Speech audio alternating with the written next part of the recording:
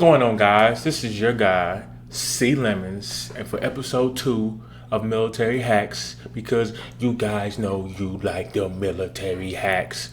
And before you watch the video, make sure you smash the thumbs up button, like button. You put in the comment section, I want more military hacks.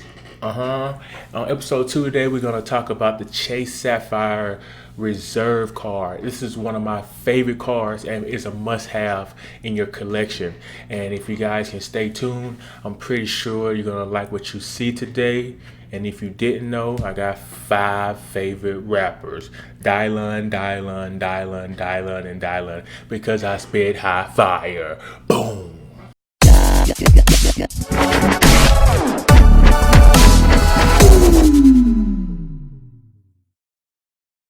Before we go over the actual card, we want to go over the 524 rule that Chase has implemented. And basically, this rule is saying that and stating that you cannot open up 5 or more credit cards in a span of 24 months. Because if you do, then they will more than likely decline your request for the Chase Sapphire Reserve card. So it's just something you guys should be aware of before you actually dive into this card. And if you want more information about the 524 rule, the link is going to be in the description below. And let's get started on this card. So this is why I love Chase Sapphire Reserve. So right now you can get 50,000 reward points if you spend $4,000 within 3 months. And like I said, with the American Express card, if you're stationed overseas or if you can pay your rent with your credit card, then I highly recommend that you just pay your rent or anything that is an expense to try to accumulate that $4,000 within that 3 months. Now, do not go all out your way trying to spend $4,000 and just accumulate more debt, because obviously that would kind of be counterproductive.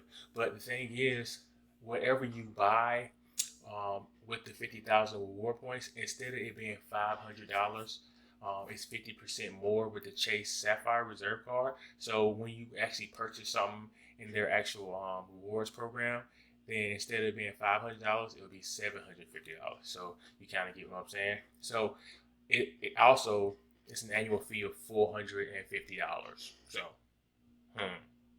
active duty military, do you have an annual fee?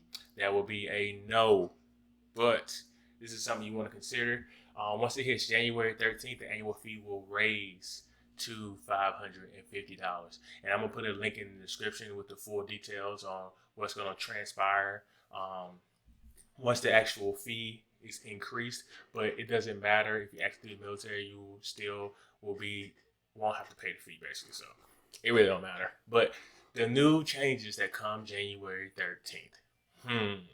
Look at all these changes. So Lyft was implementing this new system called Lyft Pink. I don't know who decided to make it Lyft Pink, but I guess they smarter than me because they own Lyft. But now, if you pay $19.99 a month, then you can get Lyft Pink. So what is Lyft Pink? So right here, this will show you what Lyft Pink is. So Lyft Pink is basically a membership program that offers elevated Lyft experience. It's made for riders who use Lyft 2 to 3 times per week. And it can save you 15% on all rides. And you also get priority airport pickup. So it sounds like that's a good deal for you, you know what I'm saying? Because if you do the math, let's do it, guys. $20 times 12 is $240. So Chase Sapphire Reserve is giving you $240 for a Lyft. Another good thing about having a Chase Sapphire card before January 12th or after January 12th, it really doesn't matter. It's because you get $60 in DoorDash credit for 2020 and 2021. Isn't that crazy? You see this? So what they're doing is they're giving you $60 in DoorDash credit for the years 2020 and 2021. But not only that, you will also get 3x points for every dollar you spend in DoorDash. Isn't that something, right?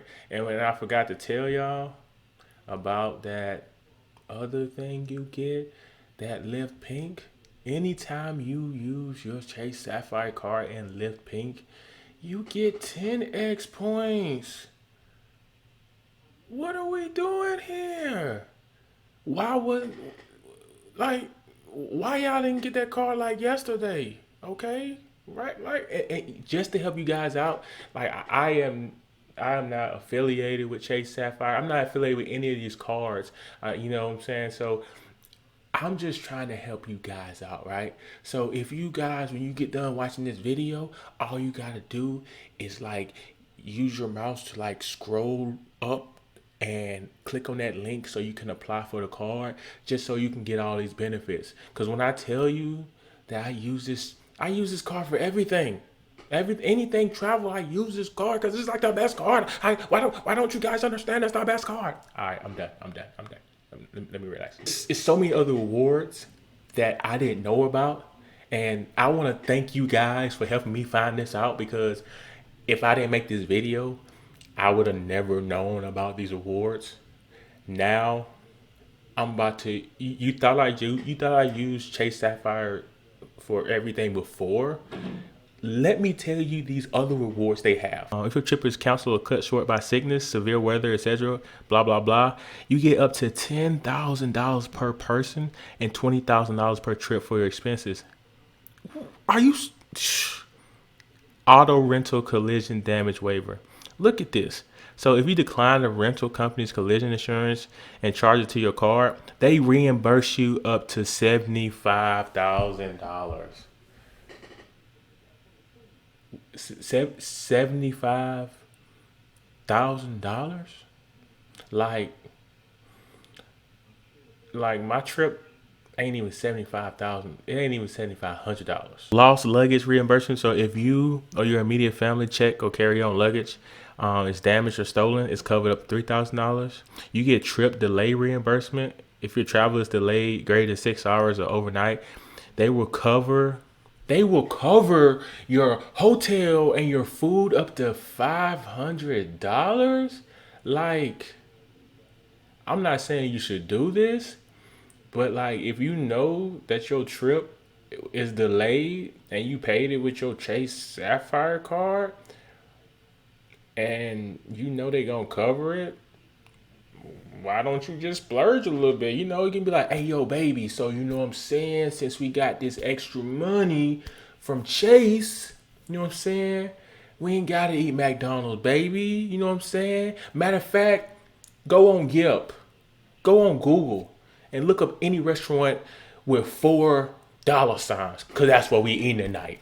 All right? This is what you guys have to pay attention to, right? So unlike the American Express card, where you have to set a designated airline that you travel with, like if you always travel with Delta or you always travel with Spirit because you like cheap flights, but you have to set your designated airline. But with Chase Sapphire, they give you $300 in travel credit per year, right? So I'm gonna kind of like try to explain to y'all what this means, but I'm gonna have like a visual representation up too, because you know some people are visual people. But just put it like this. So last July I bought a ticket to Paris that I'm going to in March, right? And that ticket was $240. So I swiped my Chase Sapphire card, right? I looked on my bill, it said $240. The next time I looked on my bill, it said plus $240 because they paid for the actual ticket, but they took that $240 out of the $300 annual travel credit that I get. But not only is it good for airline tickets or whatnot, you can also use it for like parking. So you can also use the Chase Sapphire card for parking. Because I remember I was in Atlanta one time.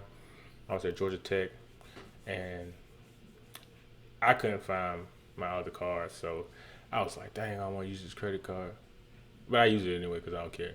So I swiped the Chase Sapphire card, and then I looked at my bill like a couple of weeks later, and that thing said plus $2, And when I tell you guys, it was like this.